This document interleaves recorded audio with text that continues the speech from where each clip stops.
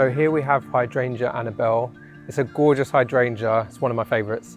It's got these lovely creamy white flower heads in the summer, but they actually start off a lime green colour, so really interesting. And then they flower pretty much all of summer, and you're left with these lovely dry flower heads which are really decorative over winter. Gorgeous, and they're just starting to become skeletal-like. These shrubs, they do need an annual prune, so today what we're going to do is reduce them down height-wise, and we're going to open up the centre of the plant to allow air through. We're going to do that step by step. I'm going to take out some of the dead wood first, and then we're going to assess the shape and then take out whichever branches we need to. March is a great time to do this, early March, before the buds break. So if you've got a warm February, you might even end up doing it towards the end of February. So what we're going to do first is reduce the overall height of the plant, and then we'll be able to see where the crossing branches are. If there's any dead material in there, we can get that bit next.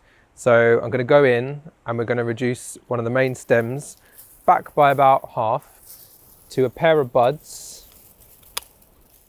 And if you look closely, you can actually see where it was pruned last year, and now you've got two new shoots which have flowered, and the same will happen with this one. So we're going to go in and kind of reduce it overall.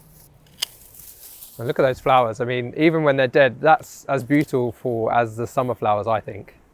And what I tend to do is prune the younger stems lighter and the older, thicker stems a bit harder, and that encourages them to branch again and produce more flowers.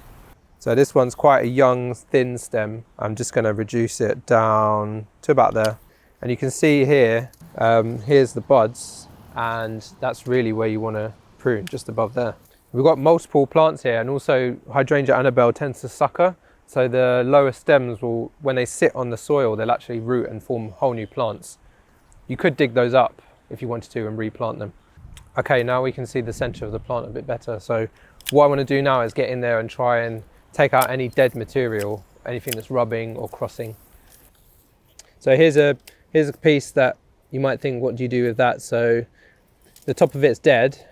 It has still got live growth underneath, but nothing is really going to happen with these branches now. So I would actually choose to cut this one down a bit harder. So we'll go down to the next set of buds on this one. Here you've got stems that are growing inwards, so we'll take those out. Okay, we're starting to see the goblet shape that we want. That's a nice open shape that will allow air through the plant. These two, you can see they're clearly rubbing here, and we don't want that. Eventually they'll wound, and that could either kill the stem or make them fragile. They'll break in the wind. It's also an entry point for disease or fungus. So I'm actually going to take this one right back down to the main stem. So here we've got like a little cluster of stems here, and they're all touching each other, which isn't great. We're going to take out this thinner one here, and then the remaining ones, there's like a skinny one here. I'm going to take that one out. It's actually a sucker. And then they're still quite close to each other, so I'm going to reduce this one down to this set of buds here, just to give them a bit of space. Here we've got quite an old stem that's forking. We're going to reduce the forks down by about half. That should help the plant bush out a bit more. Here we've got like a bit of a jumble mess of twigs and branches, so we're going to try and reduce this one down as well, neaten it up, always cutting back to a bud. So you can see on this branch here, we've got a lot of twiggy material at the top. To revitalise this branch, I'm going to cut it back quite hard, and it will come back with stronger shoots, and then we can select a few from that and it will flower really nicely. Okay, so I'm going to leave it there for now. We've reduced some of the older stems to make them more productive. We've taken out all the centre stems that were growing inwards, so it opens the plant up, allows air through, which is important for the plant health. And we've selected the best stems for flowering, so it's going to have a profusion of flowers over summer. It doesn't stop flowering, and then in winter you have the lovely brown heads that persist all throughout the winter. So it's a great all year round plant for your garden. I'd highly recommend this Hydrangea Annabelle.